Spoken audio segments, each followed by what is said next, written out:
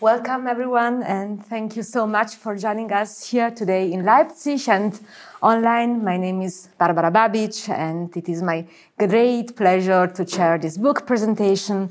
Today we speak about music theatre and the Holy Roman Empire, the German musical stage at the turn of the 19th century, published by Cambridge University Press in summer 2022. And this panel discussion gathers together the author, Dr. Austin Glatthorn, and two distinguished historians, Professor Ellinor Forster and Professor Axel Körner. In the next hour, we will celebrate and explore this wonderful book that makes the empire not only more visible, and on this nice book cover we see it, but also more audible through its many histories on and off stage. We are very happy to engage today with this fascinating reading, which really reinforces to us the sense of the empire being a theatre hub in Central Europe, whose cultural legacy is still visible today. I will now hand over to Ellinor Forster to present us her ideas, and I would ask our audiences to keep questions for the Q&A session or just drop some comments in the chat. Thank you. Yeah, first of all, I would like to thank you for the invitation and the opportunity to talk about Austin's book from the perspective of a historian. So I really enjoyed reading it, as it also takes up recent trends in historical scholarship, applying and developing them using the example of German music theatre. So first of all, Austin makes sure to properly position the context of his study, which is the Holy Roman Empire. And he's of course right. In fact, the historiographical view of the empire was negative for a very long time, owing especially to the Prussian-German historians of the 19th century. So in an effort to support their own national interests at that time, namely unifying the German territories and fashioning it into a nation-state, an empire with a completely different constitution, like the Holy Roman Empire was, could not be viewed positively. So different, as I said, and you always wrote, different means this is significant for the context of the book. Austin always refers to that there was, for example, no central capital. And instead of this, many cities were important. And while there was an emperor, he did not have the same power of direct intervention as was, for example, known from monarchic states, even though the authority of those potentates was likewise overestimated for a long time.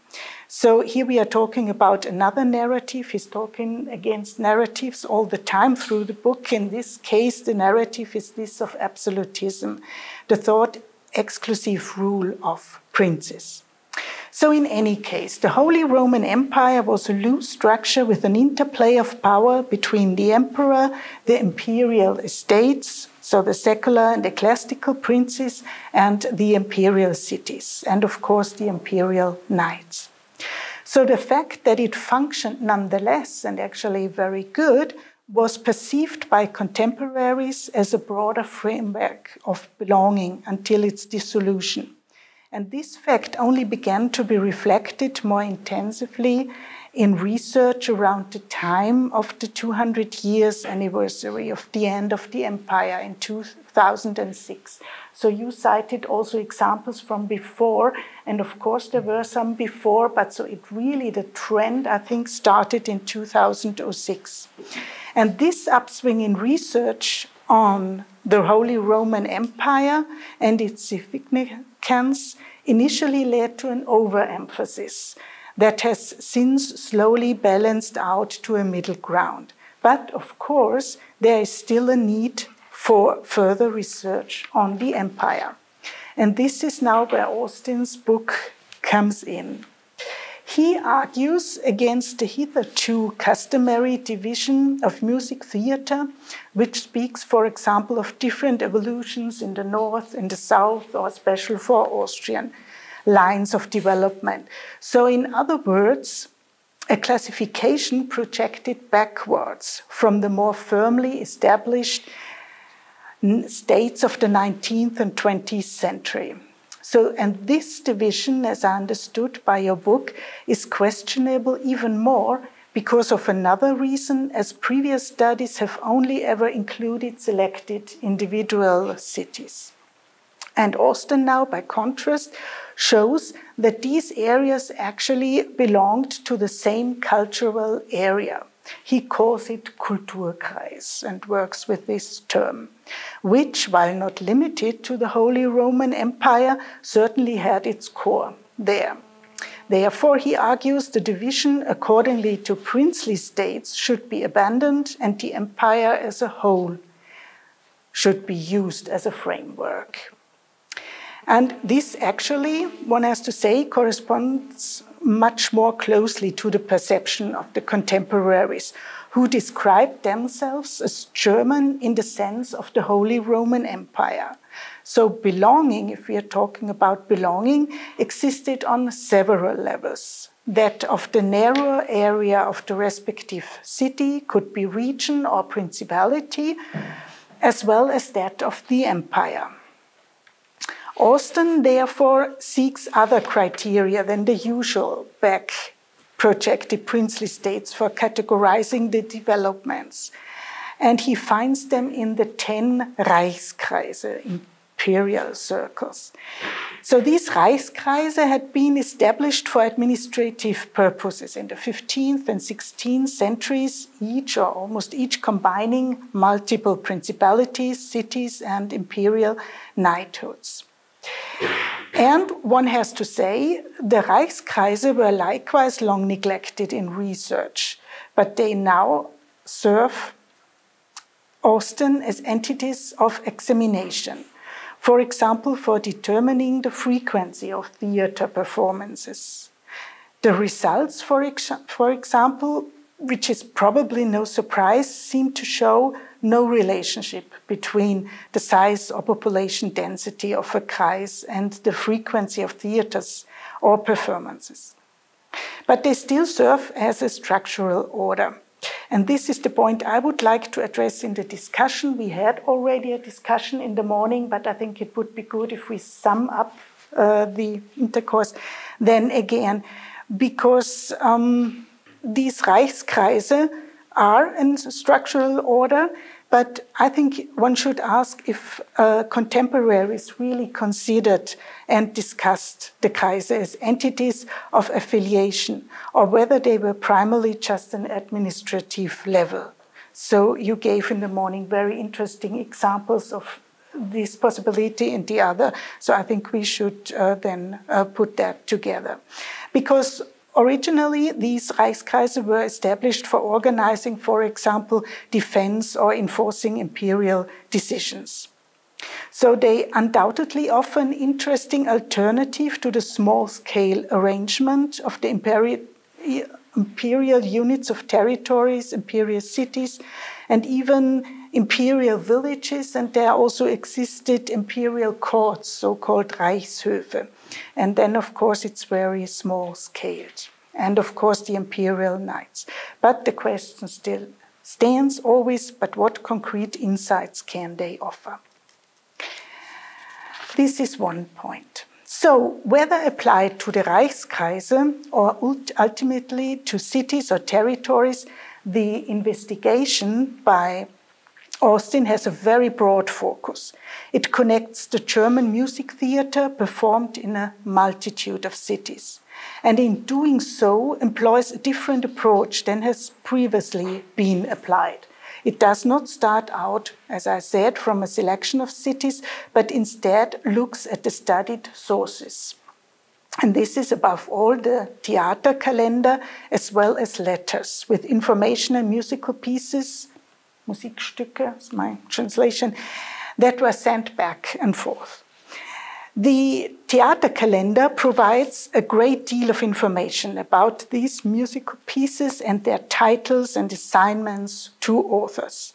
From the perspective of historiography, this offers the exciting possibility, which also Austin had in mind, to think in terms of movements and networks, since this is then where current approaches, also in history, employing entangled history and spatial constructions come into play. So Austin begins the book very elegantly with letters emphasizing the networking in the Holy Roman Empire by way of the imperial postal service of Thurn and Taxis. This postal service enabled information exchange in terms of both the correspondence sending reports to the journal and the distribution of the journal itself. It also served people interested in exchanging information about music theater and sending each other these pieces of music directly. And at the same time, the letters and the journal reveal which music troupes appeared in which cities. In other words, how they moved from point to point. The lines thus drawn constitute the space in which German musical theater took place, and this is very much into construction of space. The many figures in the book also illustrate very well how intertwined the individual locations in the Holy Roman Empire and beyond were. Now, emphasizing entangled history. This approach is often applied in the context of global history, which of course does not always have to be done. But entanglements beyond the territory of the empire are of course addressed in the book as well. They mostly lead the reader to other predominantly German-speaking areas, even if not within the empire. And at the same time, they are also recurring links to, for example, Italy and France is very often. And only in the morning, you were talking about other destinations. And because this is something I wanted to ask you, because in view of the question of German language music theater in the Holy Roman Empire, you could say this is enough, this is sufficient only to have this area. But I think, nevertheless, it could seem interesting to look a little further, so how long the lines are going, and ask whether the theater calendar also increasingly reported, for example, performances in New York or other emigration destinations, or whether there were influences from elsewhere, beside Italy and France. So the question, if you kind of cut off these lines, or if you look how far the lines are leading. And this brings me to a final point. Austin's book reads so well, not least because he consistently argues against the old narratives. And a key theme in this context is, of course, the question to what extent the rise of German music theater can be linked to early German nationalism. Austin rightly refuses to accept this theory that is a very early nationalism, and convincingly shows that many plays addressing the problems of the empire from the 1770s onwards were not harbingers of a German nation-state. Rather, by referring to the empire's own history, they sought to preserve, support, or reform its constitution in such a way that it could be maintained. So these examples you bring in the concluding chapter, staging the empire, are very coherent and persuasive. But recourse to history also occurred in the individual territories of the empire during the period, especially of the French and Napoleonic Wars. However, I would say that its purpose here was to provide orientation during these many changes of rule and constitution, to reassure oneself of one's own roots. So my question is, could this be reflected in music theater as well? As you remind us several times, fatherland or Vaterland and patriotism were ambiguous terms. On the one hand, they could be applied to the empire, but on the other, like the word national too, they were primarily used in the context of the narrow sphere of rule. So here too, I would not speak of early nationalism, but nevertheless ask whether there were attempts in German music theatre to incorporate historical topics from specific territories. Or would that have been impossible, since it would have contradicted the logics, because such works perhaps could not have been performed everywhere? So your thesis is going in this common repertoire and not the special repertoire. And now the final question I want to raise is this. In the epilogue, Echoes of an Empire, you talk about traces of the German music theatre of the empire extending into the 19th century. So, for example, the fact that the composers and performers had been socialized in the empire and therefore perpetuated these logics. But could one also postulate that thinking in imperial contexts itself was maintained by at least one generation, this generation at that time, because after all, the break between the empire's dissolution in 1806 and the beginning of the German Confederation in 1815 was perhaps not so momentous to a large share of the affected people and areas. So perhaps not the Austrian monarchy and not Prussia, but the Confederation of the Rhine, which united many of the former imperial territories between 1806 and 1813, is very often forgotten. So it could also be seen as a smooth transition. So the actual question is, when did people stop thinking in empire terms? Thank you so much, Ellinor, for casting light on the many layers of space and belonging that resonate out of Austin's book. I will now hand over to Axel Körner, and the floor is yours. Thank you, Barbara. Thank you for organizing this, and also thank you for the introduction. Ellinor and I, we did a division of labor. Ellinor is a specialist of polities around 1800 that are not nation states, polities such as the Habsburg monarchy or indeed the Holy Roman Empire. And my task is this afternoon to read Austin's book as an opera scholar, someone interested in the history of music. And these two topics along which we divided our task, they're actually closely related, because so much music history and history of opera in particular is still written in terms of nation states and ideas of national belonging. And I think what really unites our ERC project on opera and the Habsburg monarchy with Austin's project is that we want to think about music beyond ideas of national belonging. And I think it is really this focus that obliges us to rethink music history, and Austin makes a wonderful contribution that I think with this panel we should really celebrate here, because this is a book that stands out from conventional scholarship on music theatre, exactly because it is situated at the edge of what we often refer to as an age of nationalism, but he has the courage and the skill to escape this logic of thinking back about music in terms of nationality. And this is really an extraordinary achievement. I have not read so far a book that makes it so clear that music in the decades leading up to 1800, leading up to the Napoleonic Wars, has to be understood, has to be read, has to be heard, has to be looked at from a perspective that is different from national histories of music. His topic is really music for the German language stage.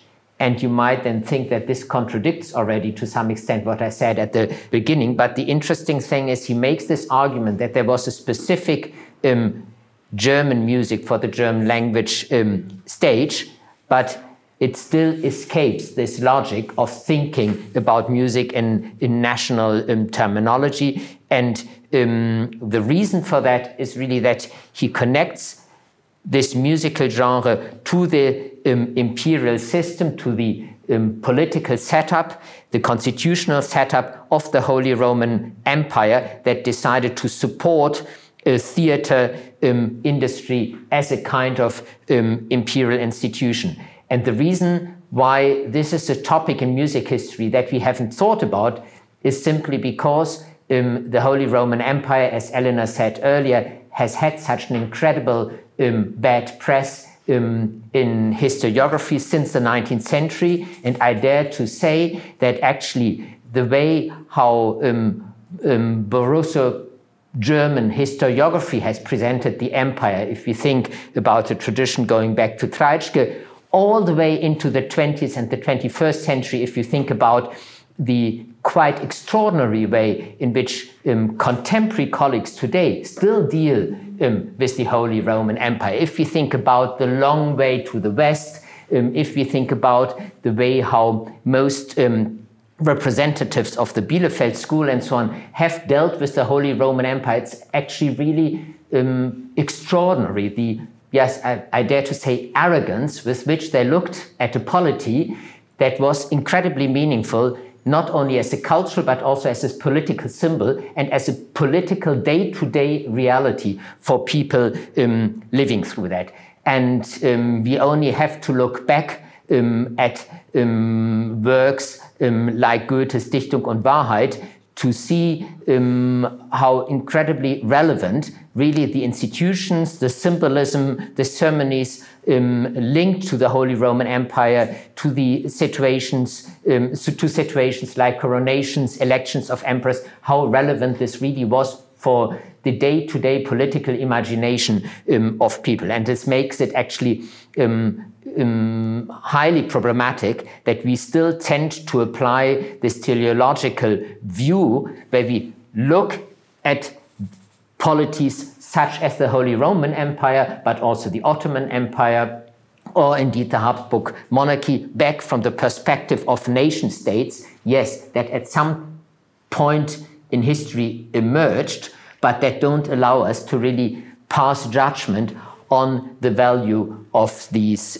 political institutions. And I think there is a very important argument to be made in favor of these polities that were not nation states, but it also will change the way how we think about European culture. And music in this context plays a very important role. Austin's focus is on music for the German language stage, but he reminds us, and it's important also for us when we try to contextualize his research, that it always happens also within the imperial system in a context where court theaters also performed French and Italian music theater. So what he does here in this book is that he actually recovers the role of German language theater within the context of other language theaters that also marked polities such as the Habsburg monarchy and the Holy Roman Empire.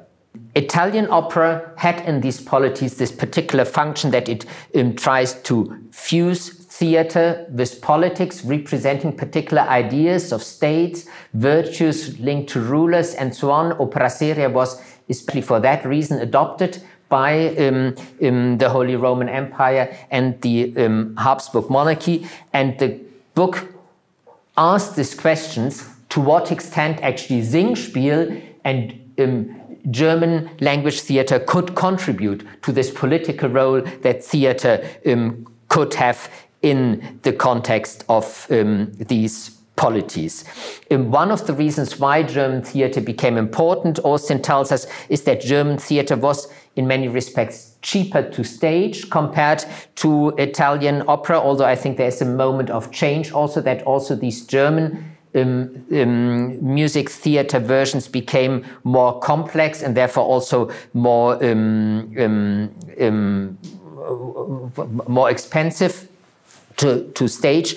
On the whole, he shows us how German music theater since the late 1760s became more and more important, linked to some extent to the foundation of the Hamburger Nationaltheater, and he leads the story on into the first years, the first decade of the 19th century until 1806, when the Holy Roman Empire was basically abandoned. This whole context is important for the way how we think about German music, because German music was teleologically invented looking back, that music that didn't have kind of a national character at the time was later written into a German music history, where then suddenly a figure like Beethoven appears as a German composer without considering his roots in the electorate of Cologne and in the Holy Roman Empire, which makes actually the step from Bonn to Vienna for Beethoven much more easy to follow than if we think about him as a German composer. And we have then, looking back at this period around 1800, teleologically reconstructed national categories of music. And it's exactly that what Austin shows us. This doesn't work if we think about the institutional support that the Holy Roman Empire gave to the theater industry at this time. His book brings about a lot of facts that are surprising, that we wouldn't know about. His approach is very much working on networks of theaters. There are hundreds of theaters that are relevant. We wouldn't have thought that there are so many theaters that one could take into consideration. He makes an argument that this new institution of Nationaltheater pops up in different places of the Holy Roman Empire, is precisely the fruit of the decentralization. It's the polycentricity of the Holy Roman Empire that is at the root of the birth of Nationaltheater. This is exactly the opposite of what many historians of these institutions have written about before. They thought that because Germany is growing together into a nation state, that Nationaltheater came up. He shows us that it's exactly the opposite. Because of the polycentric structure of the Holy Roman Empire, we then have Nationaltheater that tries to connect repertoires, that connects people that are passionate about music. He goes so far to argue that German music around 1800 is to a large extent conditioned by the political structure of the Holy Roman Empire. And this gives us a very different perspective of on what German music actually was all about. He writes about a genre of music that is not any longer well known to us. Of course, anybody who has looked at music in that period will have come across Ditters von Dittersdorf as a double bass player and composer. We know also that he wrote opera and so on, but what he shows us is that works such as Der Apotheker und der Doktor were actually frequently much better known than the same works that we still listen to today from that period.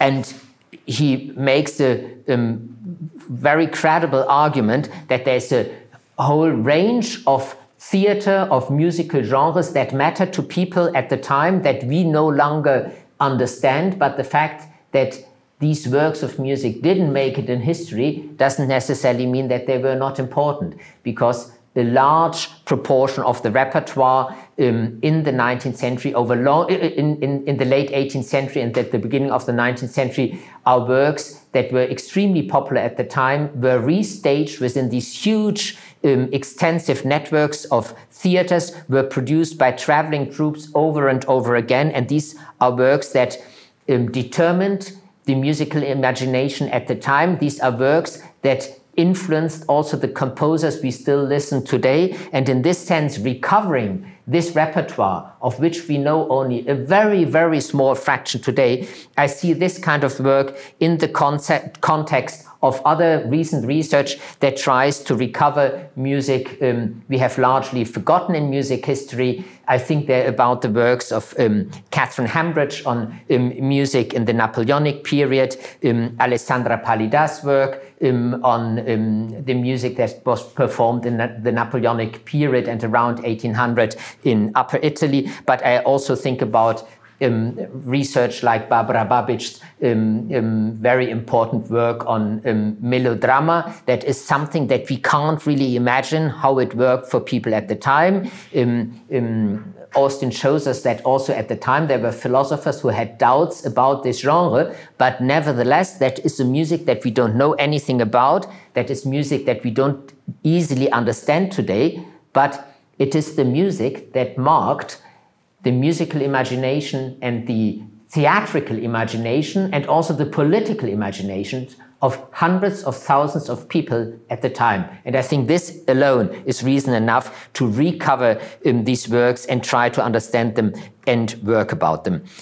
One could think about this book as a work that is very much focused on something German. He must like somehow the German language, he must like German music, because otherwise you can't write such a substantial book on this topic. But he is eager to always point out that composers writing German music theatre also composed theatre in other languages. And this is also a tradition we sometimes have forgotten. Just think about the tradition, I don't know, of Giacomo Meyerbeer, who made, of course, his career originally through Italian opera, and then as a Prussian Jew wrote mostly French grand opera. And this seems to have been much more common at the time, that people actually move between genres. It becomes, of course, also logical if you think about the Italian Mozart and the Mozart of Singspiele.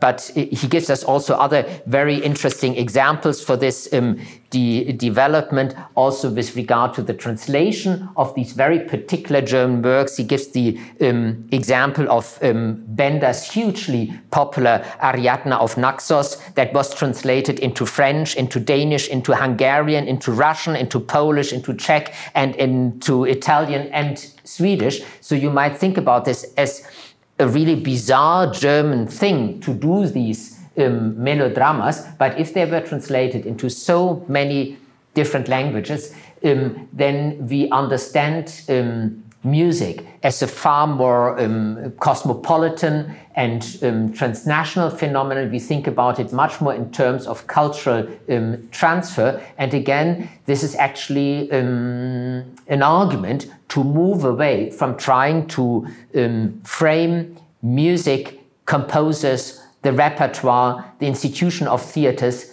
in a national framework. And this is, of course, something that we very much share here in our project, where, as Barbara said at the beginning, we try to think about music and music theatre around 1800 and in the 19th century in particular, in terms of bringing people together, repertoires, music, composers, entire music industries that were shared among crownlands, among nationalities, among different people, rather than thinking about them only in terms of political nationalism. So what he demonstrates in his book is that there existed around 1800 a shared musico-theatrical culture that to a large extent has been lost to us. He does that, if I try to summarize the book just with focus on its musical and operatic thematic, he does this by looking at networks, to what extent actually opera and music theatre was not the product of some kind of static institutions, but evolving all the time out of the mobility of repertoires, the mobility of musicians, the mobility of theatre companies. Very interesting in this context, the role of women. How many female directors of troops he quotes to us. We have started thinking about the role of female singers in the opera industries he shows us what wonderful managers and directors these women were, running huge transnational, international companies, performing all over Europe and beyond, and running these complicated structures of troops.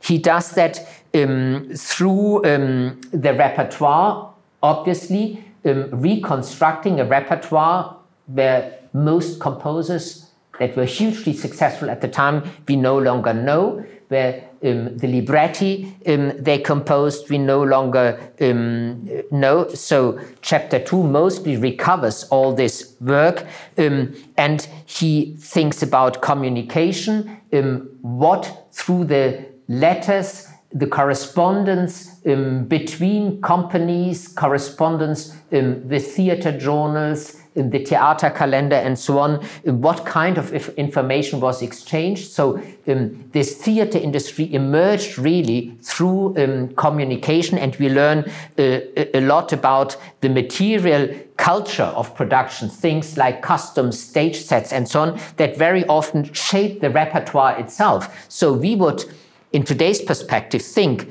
that the music shapes what we see on stage, because there's certain things you need to perform a particular work, but he shows that it was often the other way around, that it was actually that you had a particular set of costumes or sets that you use then to produce a particular work. So our idea of what theater actually is changes completely as a consequence of that. There's the important chapter on melodrama. I mentioned that already, but having here another person in the room who knows everything about it, I won't say too much about that. The point that I find most interestingly also from my Habsburg perspective is actually chapter 5, where he speaks about how music theater contributed to the communication of political identities, how actually a complex polity like the Holy Roman Empire, with its different princely entities, that we, from the perspective of the 20th and 21st century, can hardly understand what it meant to people, how this was filled with semantic content through theater. So theater played a very particular role in communicating what actually the politics of this empire were about, what the constitutional identity of this polity was about. And this is, for me personally, the most interesting aspect of his work. Looking at the role of theater in communicating political entities, I think his focus on the Holy Roman Empire emphasizes once more the difference to the Habsburg monarchy, despite the fact that the two obviously overlap. But our argument in our project for the huge importance of Italian opera is really because it operates on a more abstract level, this idea of Italian opera seria as a reference to the Renaissance, to humanism and so on. That's the reason why since the 16th, 17th century it became so hugely important for the political communication of the Habsburg monarchy, that understood itself not only as a multinational but also as a supranational entity. It becomes quite understandable why in the Holy Roman Empire then the emphasis had to be more on the musical stage. So I think this is something that I would like to discuss with you, maybe also further, thinking about the very different political function of Italian opera in the Holy Roman Empire as opposed to the Habsburg monarchy. So I think that is something that we have to think about further. There is this interesting polycentric structure where theater took place, but he integrates this in the bigger Kulturkreise. We spoke already about the Reichskreise.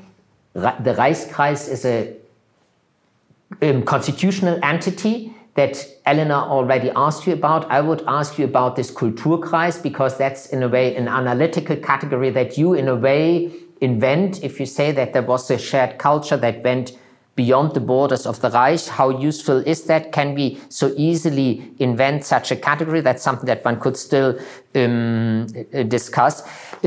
Another point that I would like to mention briefly, and Barbara, you have to stop me if I talk for too long, is the interesting reconfiguration between the theaters, the troops, and the public. he makes a very credible argument that actually the public played a very active role in shaping the repertoire and having an impact on what was put on stage. This happens there all the time in his book, that the public wanted to see particular works. So we actually get to a history of music theater that is somehow a grassroots movement and not something that comes from above, where an imperial institution or a princely institution can command what happens in the theater. So we see there also a democratization of a historical process for which our more conventional focus on the Hoftheater, on court theaters, actually they couldn't see that because they just approached it from a different perspective. Maybe the last point I still would like to mention is what we can really learn about how the polity, this structure of state, this constitutional structure of the Holy Roman Empire was made meaningful to people through the symbolism, the rituals, the political life that people experienced through events such as the election of an emperor. Just think about how incredibly modern this institution really was. If you think about how important really the election of the monarch still was, even if there was an hereditary element. This was a monarchy that was more modern than what we have seen over the last 2 weeks happening in London.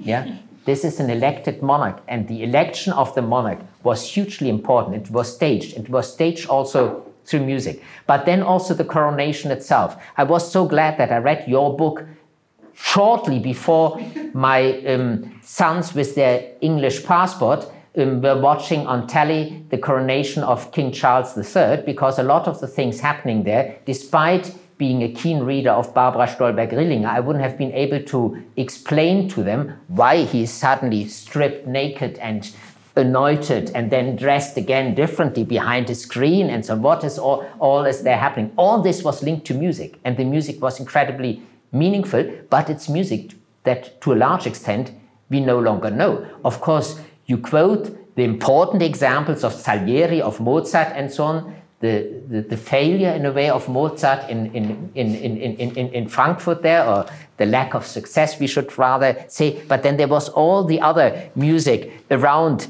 the coronation of Joseph, the coronation of Leopold II, the coronation of Franz II, with works that were meant to be historical, set in the 12th century, but at the same time communicating something about the empire at this very moment when the French Revolution destroys everything that people knew about Europe, everything that they loved about their princes, everything that they loved about their constitution, a constitution that was so interesting to the wider world that Benjamin Franklin had to travel to Göttingen to learn how to set up federalism in the United States. And still there are historians today who say that the Holy Roman Empire was doomed to disappear.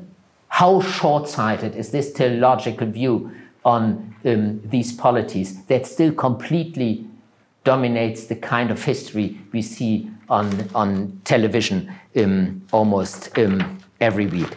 If I sum up what I had to say about this book, I think there are 5 points that should convince you to read the book. One is he writes about forgotten musical genres that we should know about if we want to understand the history of music, because also what came later and also what survived in the repertoire was shaped by the music we no longer know. He makes a fantastic example for the spatial turn in the study of music. I've always tried to promote through Tosca and so on the transnational turn in music scholarship and in opera studies in particular, but it's a little bit like when the Bielefeld School called for den Vergleich als Königsweg der Geschichte. People talked about it, but it didn't really happen. I think this is one of the early examples of a spatial turn in music scholarship, and I think this makes it a model for future scholars. His emphasis on the polycentric instead of a static history of music theater, that theaters actually only worked as a consequence of mobility. This is what you learn through this very particular study. It's an argument against any kind of national teleologies and the way how we think about music. Open any CD booklet, open any theater program, but also open any work of scholarship. Teleology is still everywhere, and you argue against it. And then also the way how you analyze, how you read, how you think about the semantic content of politics in opera when you analyze such things as the music for the coronation of an emperor. What you do there goes so much beyond most of the scholarship you can read today. When historians of the 20th and 21st century fantasize about the political meaning, they tell us what these works mean for them, how they read these libretti.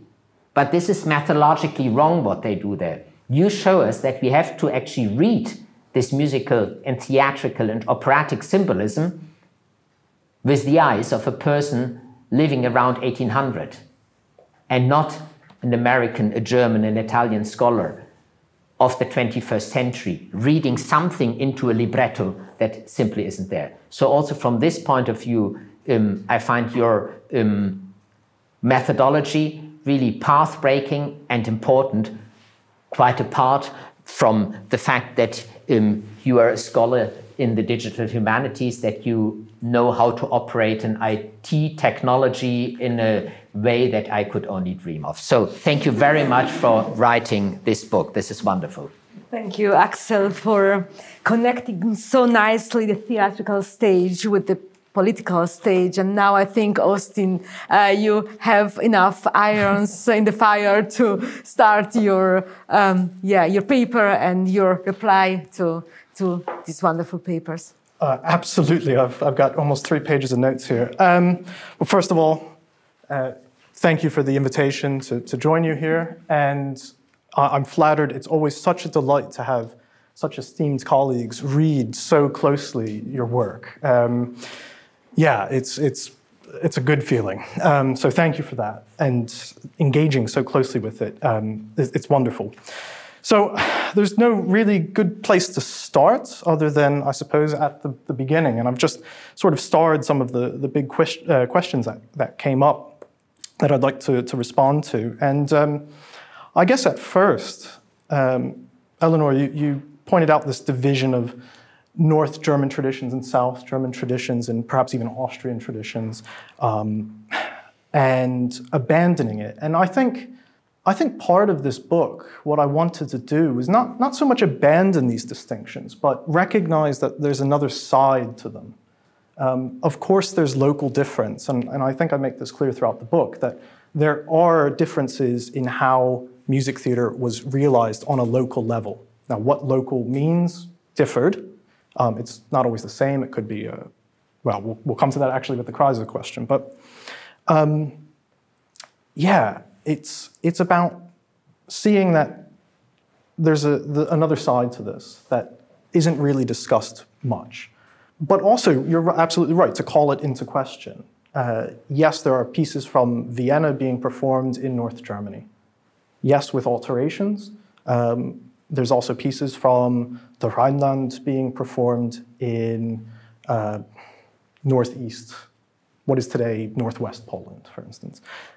So it's about seeing that this moved, this repertoire moved, but also that boundaries, both within and actually without the empire, and we'll come back to this, were far more porous than we saw, or than perhaps that we've thought. So again, it's not necessarily to question this earlier scholarship or anything like that, but rather to deepen the dialogue and the conversation, perhaps make it slightly more complicated at times, perhaps not. Yeah, okay, so the Kreise, why there? And as you said, we talked about this a little bit earlier. So that part of chapter 1 is trying to reestablish this landscape of early modern music theater in Germany, or the Holy Roman Empire.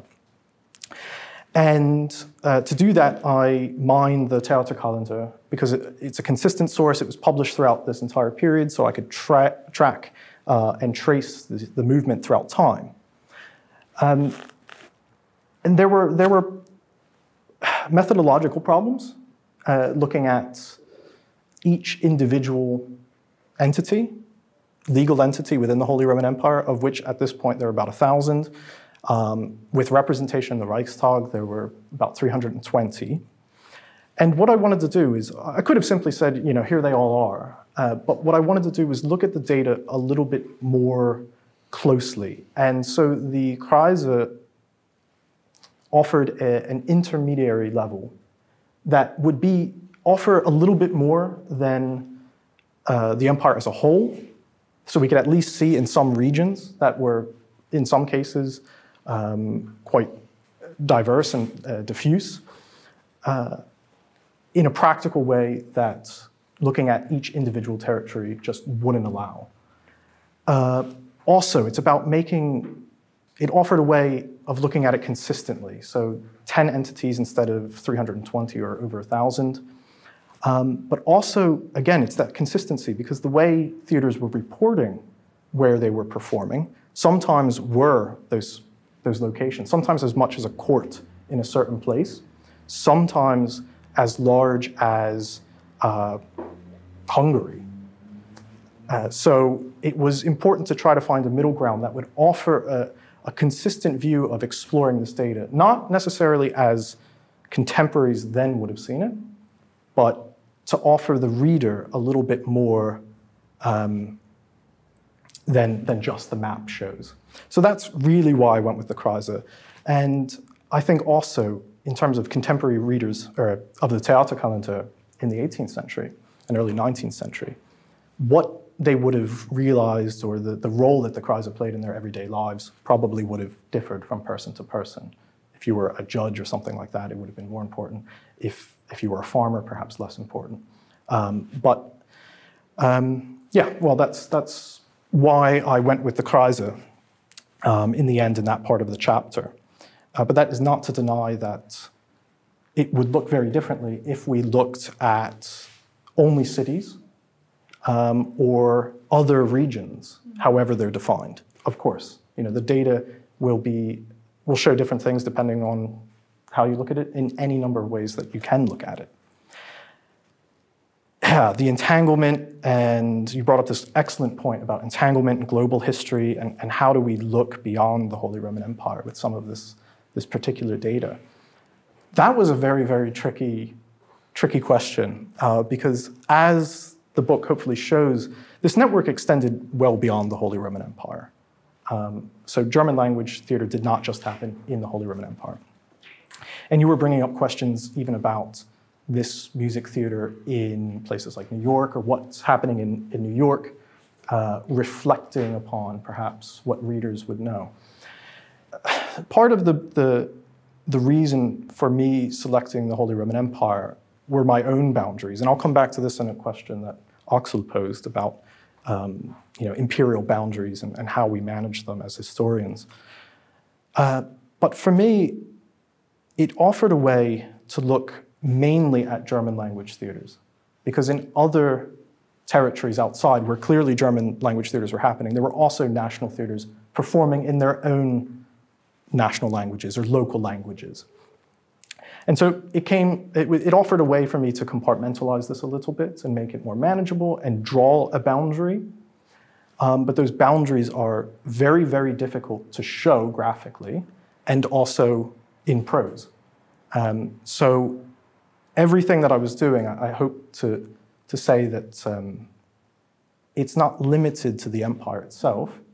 But when we look at the data of where the German language theaters are performing, it's absolutely clear that well over the 50%, I think it's 70%, a little north of that, 75%, are operating within the territories of the empire.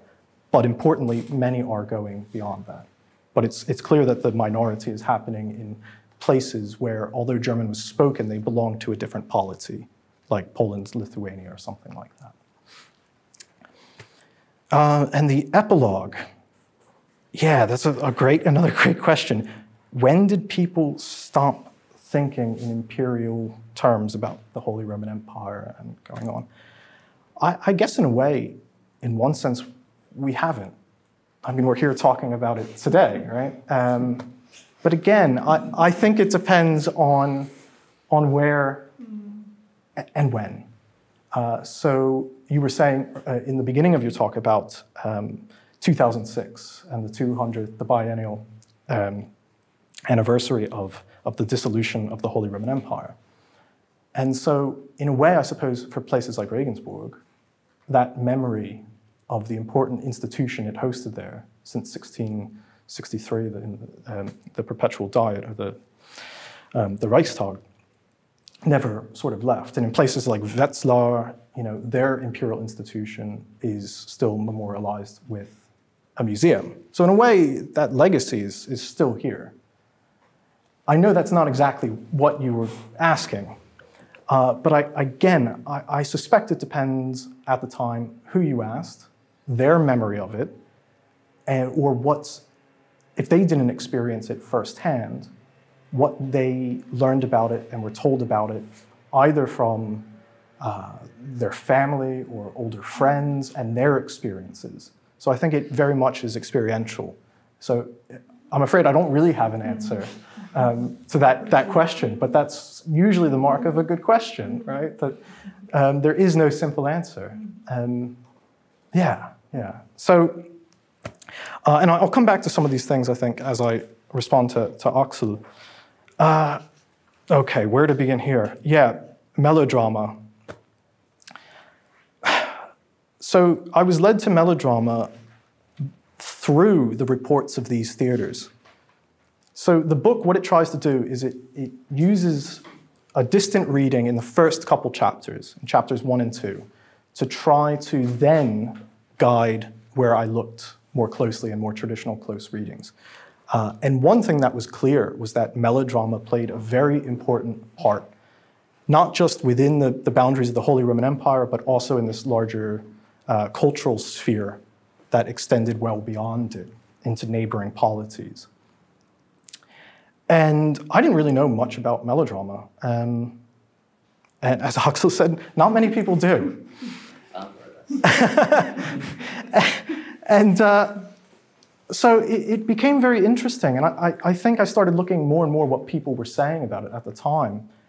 And this narrative emerged from many different theater journals at very different times as well within this period, where it was established in France with Pygmalion, and then it was sort of abandoned. The French didn't want it. The Italians hadn't really figured it out yet. So it became this abandoned idea that the Germans, who didn't have such a strong tradition of music theater, or as tightly controlled as, say, France did, or the tradition that Italy had, it became this location of experimentation where they thought, let's look at something that maybe we could make our own. And it's interesting because at first it starts with how melodrama is typically defined, I would say, in secondary scholarship, an alternation between spoken text and instrumental music. And people thought this was great because recitative is boring, and this allows you to actually understand what people are saying on stage and give music still a voice to express the emotions. So separating these two things, giving them equal opportunity. But then people started commenting on how boring that was. And so it became this, how do we take the best aspects of all the music theater we have, recitative, arias, simple songs, just vocal music in general, and also this melodramatic technique is what we call it today, this alternation. And you see people experimenting with this. And it's at the same time that melodrama as a genre is sort of co-opted by opera in places, to be used in places in the drama that were extraordinary. So it's this entangled history of music theater, but melodrama just really isn't discussed. But it's clear that at the time, people were really talking about it, for both in positive terms and also quite negative terms. And it's important to understand that and to recognize, again, both sides of that sort of coin. And yeah, so I think actually one point you said towards the end that I wanted to come back to is we have to look at this, or we should perhaps as historians look at this repertoire and this period of music theater as they perhaps would be looking at it. And that's why I relied quite heavily on period sources, but also I didn't want to correct mistakes. Of course, I pointed them out, like misattributions and stuff like that, because these people are encountering these things for the first time. And if somebody transmitted incorrect information, it's quite important to know, because that would shape meaning, their meaning. And it's unclear when or how they would ever correct that. So that was something else I wanted to do, was to look at what this meant for the people at the time, during the time, as the time changed. And that's also something that the data aspect is trying to accomplish, is that it's tracking through time almost trends of how and what things are being talked about. And then that would guide the closer reading, again, which brings me back to melodrama. But melodrama was part of a larger tradition of music theater. I think one question,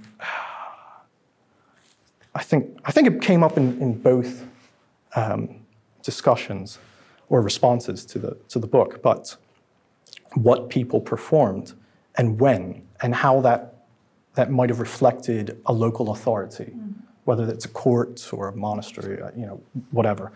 And the public shaping this. There are examples where you have the court theater. I think one of the ones I use in the book is the Duke in Weimar once a Dittersdorf opera performed. And they had just been in the area performing it elsewhere, like 5 or 6 times in a row, because the public kept wanting it. And then for the Duke's birthday, he requested the troupe return to Weimar to perform it for his birthday.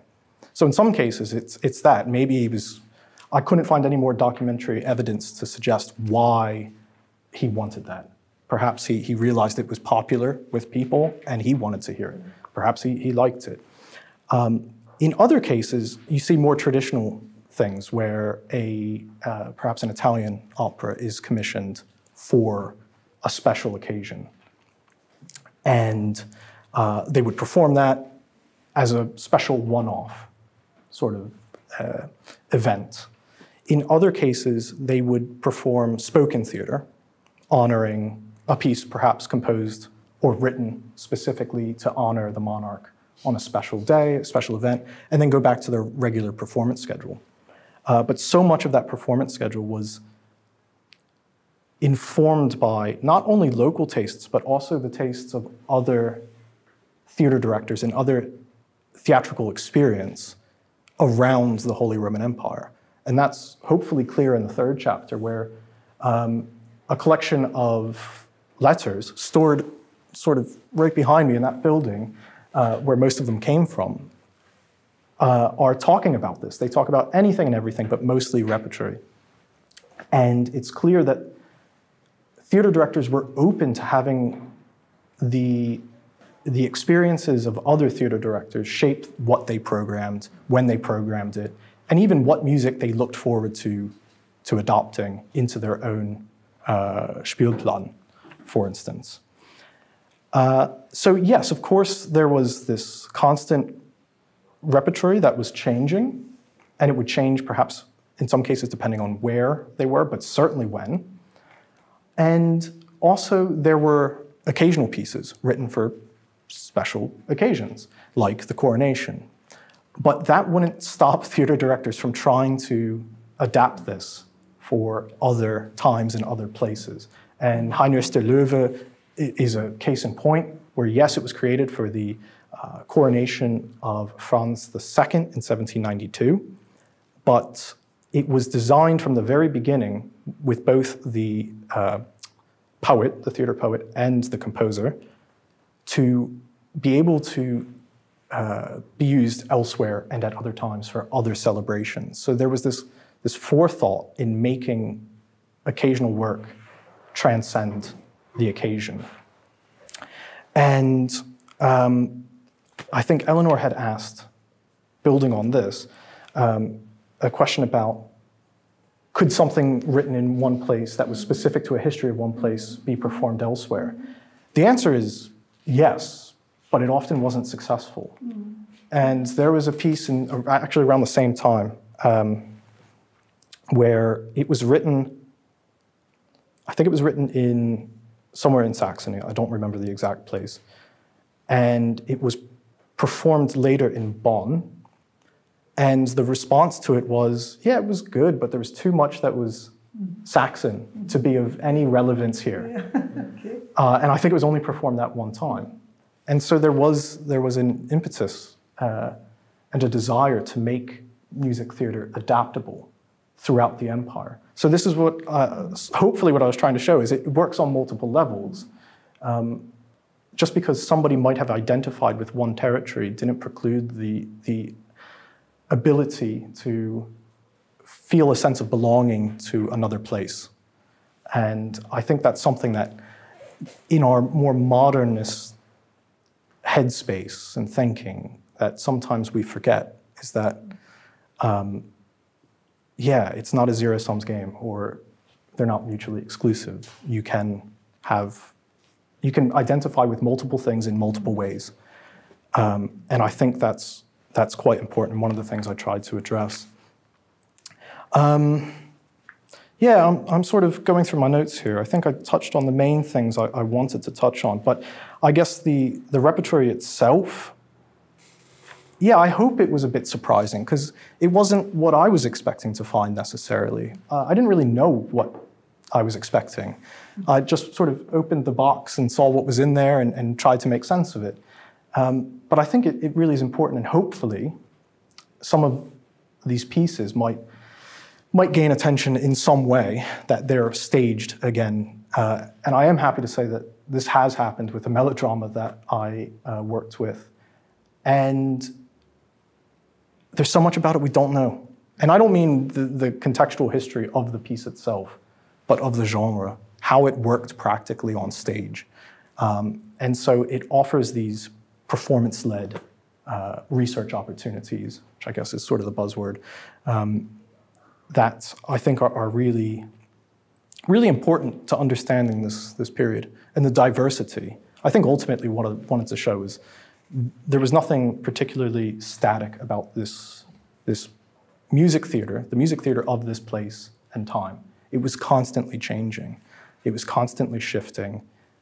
Yes, composers would write German language works, but they would also, for other occasions, write Italian works or Mass for the election of the Holy Roman Emperor or something like that. Thank you so much for such productive discussion. And I think these debates will go on, and at least today at our Baskela as an homage to the last chapter of this book. Thanks to everyone for engaging in this discussion, and could I please ask you to join me in thanking our speakers. Thank you so much.